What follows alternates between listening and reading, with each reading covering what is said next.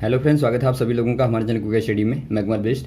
इस वीडियो के माध्यम से दोस्तों आपके यहाँ पर कराऊंगा पृष्ठीय क्षेत्रफल और आयतन का दोस्तों पार्ट नंबर 16, यानी कि यहाँ पर आपको मिलेगा दोस्तों सरफेस एरिया एंड वॉल्यूम का पार्ट नंबर 16। इससे पहले दोस्तों आपको 15 भागों में अलग अलग क्वेश्चन कराए जा चुके हैं। यदि आपने लगातार इनको पिछले वाले भागों को ना देखा तो उनका आप जरूर देख लें दोस्तों, ताकि आपके पिछले वाले क्वेश्चन जो आपकी शुरुआत से हैं वो सारे के सारे आपको दोस्तों पार्ट वाइज मिलेंगे। तो आप पिछले वाले पार्टों को भी जरूर देख लें ताकि आपके सारे क्वेश्चन क्लियर हो जाएं। तो आज हम बात करेंगे दोस्तों प्रश्नावली 13.6 के क्वेश्चनों की। यहाँ पर देखिए दोस्तों पार्ट नंबर 15 में हमने इसकी शुरुआत की थी प्रश्नावली की, तो वहाँ पर आपको 3 क्वेश्चन बताए जा चुके हैं और बचे क्वेश्चन दोस्तों आपको यहाँ पर आज बताएंगे। तो आराम से आप कॉपी और पेन निकालना और जो भी क्वेश्चन यहाँ पर आपको मिलेंगे सारे क्वेश्चन को दोस्तों आप नोट करते रहेंगे। यहाँ पर दोस्तों हम बात कर रहे थे बेलन के आयतन की और बेलन के दोस्तों आधार पर क्वेश्चनों की। तो यहाँ पर आपको बेलन के आधार पर ही क्वेश्चन मिलेंगे। बेलन में दोस्तों आपको हमने बताया था, यदि आप बेलन को देखें तो यहाँ पर क्या होता है, ये ऊंचाई होती है दोस्तों और ये आधार होता है। आधार जो कि वृत्ताकार होता है, तो इसकी त्रिज्या r मान लेते हैं आप। तो यहाँ पर आपको 3 प्रकार के फॉर्मूला का इस्तेमाल करना है। पहला दोस्तों आपका आएगा आयतन, यानी कि दोस्तों वॉल्यूम आएगा या फिर आप धारिता कहें। जो बेलन का आयतन होता है दोस्तों वो होता है pi r square h. Pi r square h का इस्तेमाल करेंगे, जहाँ पर आर और एच क्या है दोस्तों, त्रिज्या और ऊंचाई है। और उसके बाद आपका आता है वक्र पृष्ठीय क्षेत्रफल। वक्र पृष्ठीय क्षेत्रफल दोस्तों जो कि होता है 2 पाई आर एच। और वैसे आप यहाँ पर तीसरा वाला फॉर्मूला इस्तेमाल करेंगे संपूर्ण पृष्ठीय क्षेत्रफल का, यानी कि यदि आप ऊपर और नीचे वालों को भी जोड़ दें तो यहाँ पर दोस्तों बनता है 2 पाई आर और ब्रैकेट में आप कर देते हैं r प्लस एच। तो यहाँ पर दोस्तों आप चैप्टर में 3 प्रकार के फॉर्मूला का इस्तेमाल करेंगे, आयतन का और वक्र पृष्ठ का और संपूर्ण पृष्ठ का इस्तेमाल करेंगे। तो शुरू करते हैं क्वेश्चनों को, आराम से आप देखें। पहला क्वेश्चन दोस्तों आपको दिखाई देता है, यदि एक बेलन का पार्श्व पृष्ठीय क्षेत्रफल आपको दिया है 94.2 वर्ग सेंटीमीटर है और उसकी ऊंचाई आपको 5 सेंटीमीटर दी है, तो ज्ञात कीजिए। पहला आपको निकालना है दोस्तों आधार की त्रिज्या और दूसरा आपको बताना है बेलन का आयतन। और यहाँ पर आपको ध्यान देना है पाई का मान आपको दोस्तों 3.14 लेना है। तो पहला काम क्या करेंगे दोस्तों, एक बेलन आपके पास में है, यहाँ पर आपको क्या दिया है, बेलन का दोस्तों आपको ऊंचाई दी है h बराबर दिया है 5 सेंटीमीटर और यहाँ पर आपको दिया है पार्श्व पृष्ठीय क्षेत्रफल। पार्श्व कहने का मतलब है दोस्तों वक्र, पार्श्व कहें या फिर आप वक्र कहें, एक ही बात है। तो यहाँ पर आपको दिया वक्र पृष्ठीय क्षेत्रफल बराबर दोस्तों 94.2 सेंटीमीटर का स्क्वायर। तो यहाँ से आप क्या निकालेंगे दोस्तों, पहले आप त्रिज्या को निकाल लेंगे, उसके बाद आप आयतन को निकाल लेंगे। तो यहाँ पर देखिए आपको दिया वक्र पृष्ठीय क्षेत्रफल बराबर इतना दिया है, तो आप फॉर्मूले का इस्तेमाल करेंगे दोस्तों। आपको दिया है 2 पाई आर एच बराबर 94.2 सेंटीमीटर का स्क्वायर। तो यहाँ से आप h का मान रखेंगे और पाई का मान रखेंगे तो आपको दोस्तों r मिल जाएगा। तो r बराबर क्या हो जाएगा 94.2 और बट्टे कर देंगे दोस्तों आप, नीचे आपका चला जाएगा 2 गुणा पाई गुणा h हो जाएगा। और h का मान दोस्तों आप 5 रख देंगे यहाँ पे, तो यहाँ पर आप 5 रखेंगे तो क्या मिलेगा, देखिए आपको 94.2 और बट्टे 2 गुणा पाई का मान दोस्तों यहाँ पर देखिए आपको पहले से दिया है 3.14 आपको लेना है। तो 3.14 आप ले लेंगे और गुणा कर देंगे दोस्तों 5। तो यहाँ पर देखिए आपको गुणा करने पे क्या मिलेगा दोस्तों, आप ऊपर देख लेंगे, यहाँ पे देख लेंगे। यदि आप गुणा करेंगे इनको तो यहाँ पर आपको मिलेगा 94.2 और बट्टे 2 गुणा 5 करने पर आपको 10 मिलेगा दोस्तों, और 10 का गुणा करेंगे तो आपको मिलेगा 31.4। तो बराबर क्या हो जाएगा दोस्तों, तो अप्रॉक्सीमेटली दोस्तों आप कह देते हैं 3 सेंटीमीटर यहाँ पर आपकी त्रिज्या हो जाएगी। तो यहाँ पर आपको प्राप्त होता है r बराबर दोस्तों 3 सेंटीमीटर। अब आप निकाल लेंगे आयतन को। आयतन बराबर क्या होता है दोस्तों, बेलन का आयतन बराबर होता है पाई आर स्क्वायर एच। तो यहाँ पर आप पाई का मान रखेंगे 3.14 और गुणा आर का मान आपने निकाल लिया, 3 गुणा 3 कर देंगे आप, तो आपका 3 गुणा 3 हो जाएगा। और गुणा दोस्तों एच का मान 5 आपको मालूम है। तो यहाँ से आप सॉल्व कर देंगे इनको, यहाँ से आपको क्या मिलेगा, देखिए 3.14 गुणा 3 आपका 9 होगा, 9 गुणा 5 करेंगे 45 होगा। तो 45 का गुणा कर देंगे दोस्तों आप, तो यहाँ पर आपको मिलेगा 141.3 घन सेंटीमीटर। आप ध्यान देंगे दोस्तों, आप आयतन को हमेशा घन सेंटीमीटर में लिखते हैं, तो यहाँ पर आपको मिलता है 141.3 क्यूब सेंटीमीटर। तो यही दोस्तों आपका आंसर हो जाएगा सेकंड वाले का। अगला क्वेश्चन देखिए दोस्तों, 10 मीटर गहरे एक बेलनाकार बर्तन की आंतरिक वक्र पृष्ठ पर पेंट कराने का व्यय आपको दिया है ₹2200 है। यदि पेंट कराने की दर ₹20 प्रति वर्ग मीटर हो तो ज्ञात कीजिए। पहला आपको निकालना है दोस्तों बर्तन का आंतरिक वक्र पृष्ठीय क्षेत्रफल और दूसरा आपको बताना है आधार की त्रिज्या और तीसरा बताना है दोस्तों आपको बर्तन की धारिता। तो यहाँ पर देखिए दोस्तों आप एक एक करके निकालेंगे। तो पहले आप यहाँ पर थोड़ा सा कॉपी में ही देखेंगे क्योंकि थोड़ा सा लंबा सॉल्यूशन यहाँ पर होगा। तो पहला काम क्या करेंगे दोस्तों, आप जो आपको दिया है यहाँ पर आप लिखेंगे दिया है, क्या दिया है उसको आप लिख लेंगे आपको दोस्तों देखिए गहराई दी है, गहराई कहने का मतलब है आपको बेलन की दोस्तों ऊंचाई दी है h बराबर 10 मीटर। उसके बाद यहाँ पर देखिए आपको क्या दिया है, आंतरिक वक्र पृष्ठ पर पेंट कराने का दोस्तों आपको व्यय दिया है 2200 रुपया है। यहाँ पर देखिए जब आप दोस्तों आंतरिक वक्र पृष्ठ पर कराएंगे तो आप क्या लिखेंगे दोस्तों, वक्र पृष्ठ पर जो पेंट का व्यय होता है दोस्तों का जो व्यय है वो आपको दिया 2200 रुपया। तो इससे आपको क्या मालूम होता है दोस्तों, यदि आप निकालेंगे व्यय कैसे निकालते हैं आप व्यय निकालते हैं, व्यय बराबर क्या होता है, आप आंतरिक वक्र पृष्ठ का क्षेत्रफल करेंगे, यानी कि आप करेंगे दोस्तों वक्र पृष्ठीय क्षेत्रफल गुणा कर देते हैं आप 1 वर्ग मीटर में आने वाला व्यय।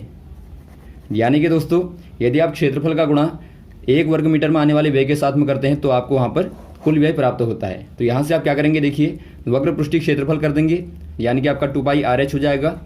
r यहाँ पर दोस्तों आपने त्रिज्या मान ली, और गुणा कर देंगे आप 1 वर्ग मीटर में आने वाला व्यय, जो कि आपको दिया है दोस्तों 20 रुपया 1 वर्ग मीटर में आता है। तो यहाँ पर आप गुणा 20 कर देंगे तो बराबर क्या प्राप्त होता है, आपको कुल व्यय आपको मिलेगा, यानी कि 2200 रुपया मिलेगा। तो यहाँ से दोस्तों आपको क्या मिलता है, यहाँ से आपको 2πRh बराबर मिलता है 2200 बट्टा 20 कर देंगे, यानी कि दोस्तों आपको मिलता है 110 वर्ग मीटर।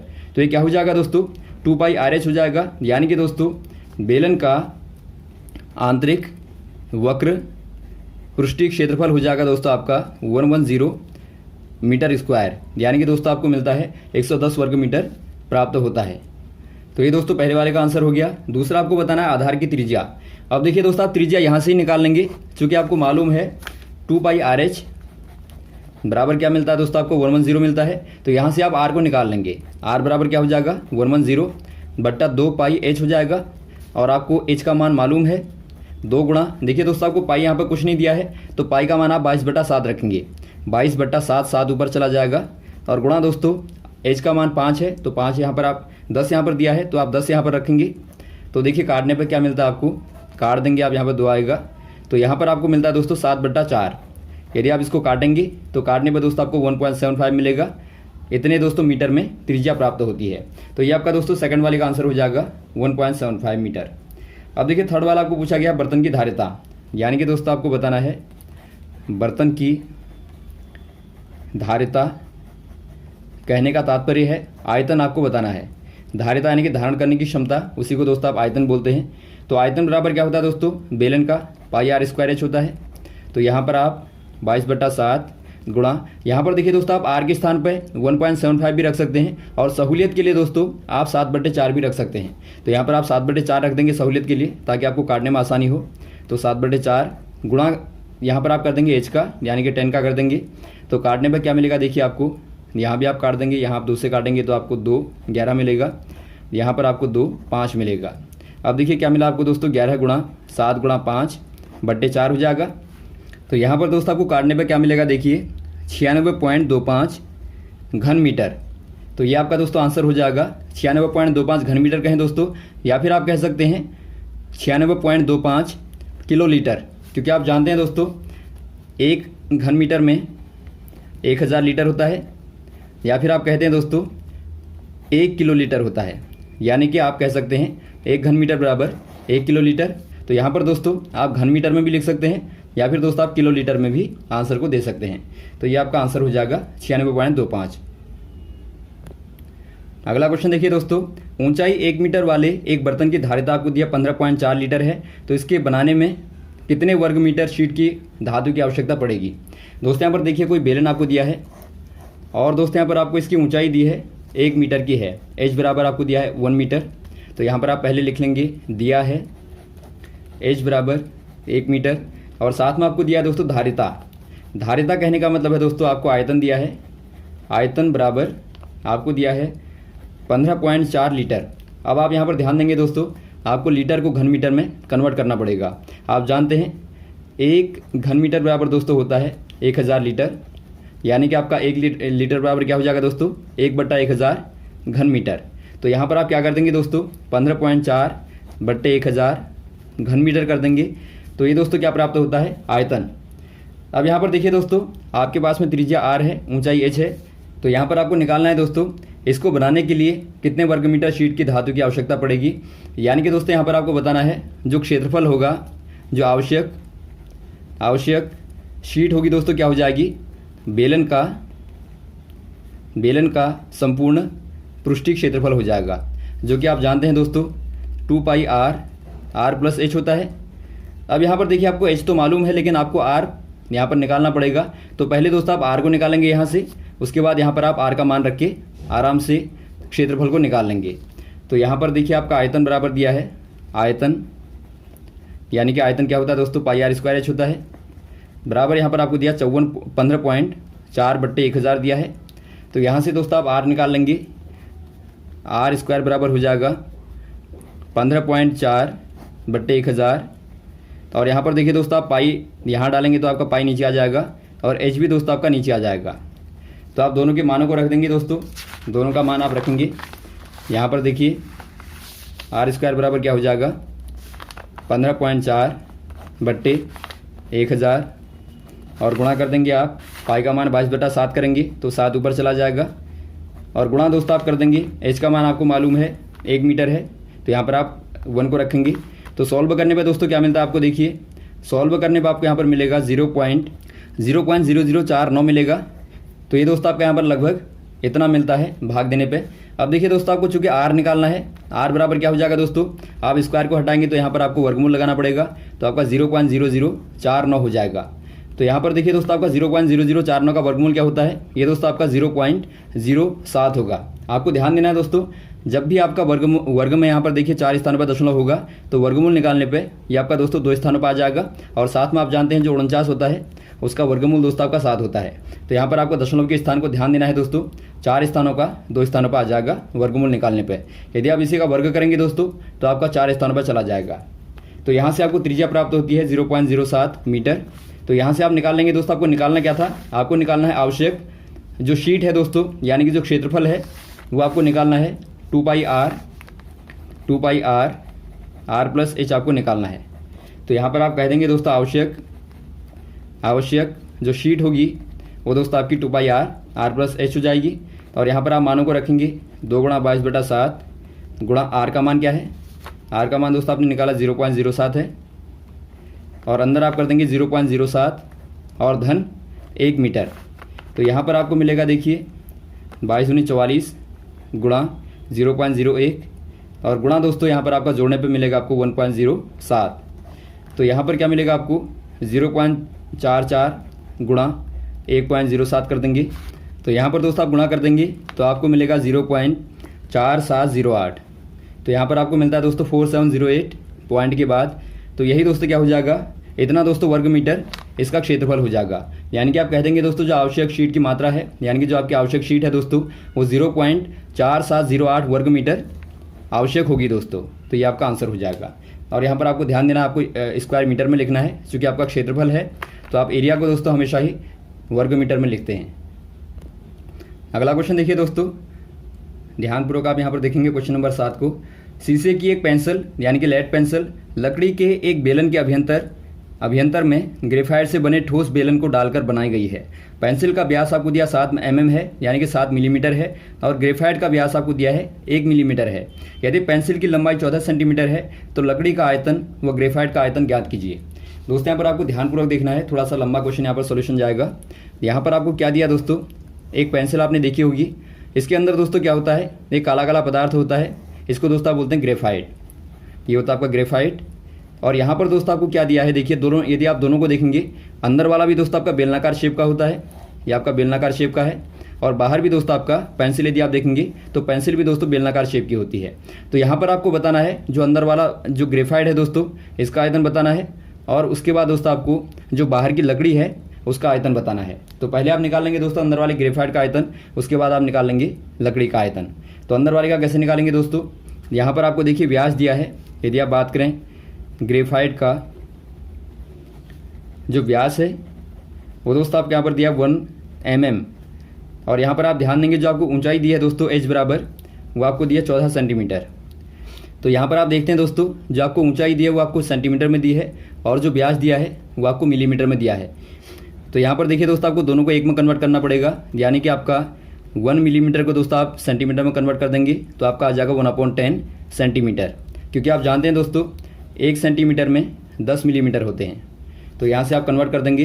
तो यहाँ पर आपको देखिए व्यास बराबर 1/10 सेंटीमीटर है, तो त्रिज्या क्या हो जाएगी दोस्तों, त्रिज्या दोस्तों आपकी चूँकि आधी होती है तो आप कर देंगे 1/10 का आधा करेंगे तो 1/20 हो जाएगा, इतना सेंटीमीटर में त्रिज्या आ जाएगी। अब दोस्तों यहाँ पर देखिए आपको ऊंचाई दी है एच बराबर 14 सेंटीमीटर, तो आप निकाल लेंगे आयतन को, आप ग्रेफाइट का आयतन निकालेंगे।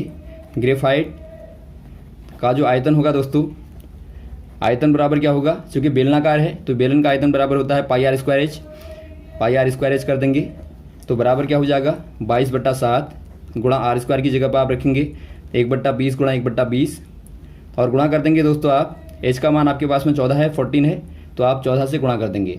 तो काटने पे देखिए आपको यहाँ पर 2 मिलेगा और यहाँ पर आप काटेंगे तो आपको 10 मिलेगा, यहाँ पर आपको 11 मिलेगा और 2 से आप यहाँ पर काटेंगे तो आपको 10 मिलेगा। तो यहाँ पर देखिए दोस्तों आप इनको गुणा कर देंगे तो गुणा करने पर क्या मिलेगा आपको, ये आपका दोस्तों मिलेगा 11/100, यानी कि दोस्तों आपको मिलेगा 0.11 घन सेंटीमीटर। तो ये दोस्तों क्या हो जाएगा, ग्रेफाइट का जो आयतन होगा दोस्तों वो आपका यहाँ पर हो जाएगा 0.11 घन सेंटीमीटर। तो ये पहले वाले का आंसर हो गया। और सेकंड वाला आपको पूछा गया दोस्तों, जो बाहर की लकड़ी है उसका भी आपको आयतन बताना है, उसको आप कैसे निकालेंगे।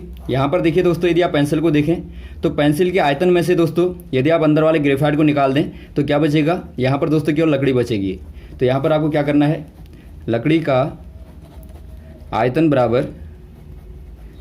बराबर क्या हो जाएगा दोस्तों, पेंसिल का आयतन और माइनस कर देंगे दोस्तों आप ग्रेफाइट का आयतन।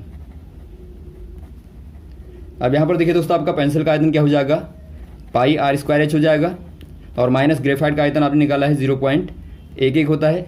तो πr का मान यहाँ पर आप ध्यान देंगे दोस्तों, यहाँ पर देखिए आपको दिया है पेंसिल का व्यास 7 mm है, यानी कि जो पेंसिल है दोस्तों, पेंसिल का जो आपको व्यास दिया है वो आपको दिया 7 मिलीमीटर। तो यहाँ से दोस्तों आप कन्वर्ट करेंगे सेंटीमीटर में तो 7/10 और चूंकि दोस्तों आपको क्या निकालना है, त्रिज्या निकालनी है, तो त्रिज्या बराबर हो जाएगा दोस्तों व्यास का आधा कर देंगे तो 7/20 सेंटीमीटर हो जाएगा। तो यहाँ पर दोस्तों आप मान को रखेंगे तो क्या मिलेगा, देखिए आपको पाई का मान 22/7 कर देंगे गुणा आर का मान 7/20 गुणा 7/20 और गुणा दोस्तों एच का मान आपको दिया है 14 सेंटीमीटर और माइनस कर देंगे आप 0.11।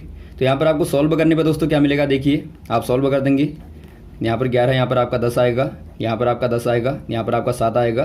तो क्या मिलता है दोस्तों आपको 11 गुणा 7 और बट्टा दोस्तों आपको 100 मिलता है और माइनस आप 0.11 कर देंगे। तो ये दोस्तों आपके यहाँ पर देखिए क्या देगा, गुणा कर देंगे आप 749 गुणा 11 करेंगे दोस्तों तो ये आपको यहाँ पर मिलेगा 539 बट्टा 100 कर देंगे माइनस 0.11। तो यहाँ पर दोस्तों आपको मिलता है 5.39 माइनस 0.11 कर देंगे तो घटाने में दोस्तों आपको क्या मिलेगा, तो घटाने में दोस्तों आपको मिलेगा 5.28। इतना दोस्तों घन सेंटीमीटर में जो बाहर की लकड़ी है उसका आयतन आ जाएगा। तो आपका लकड़ी का आयतन क्या हो जाएगा दोस्तों, लकड़ी का आयतन हो जाएगा 5.28 घन सेंटीमीटर। तो ये लकड़ी का आयतन हो गया दोस्तों और ये हो गया ग्रेफाइट का आयतन।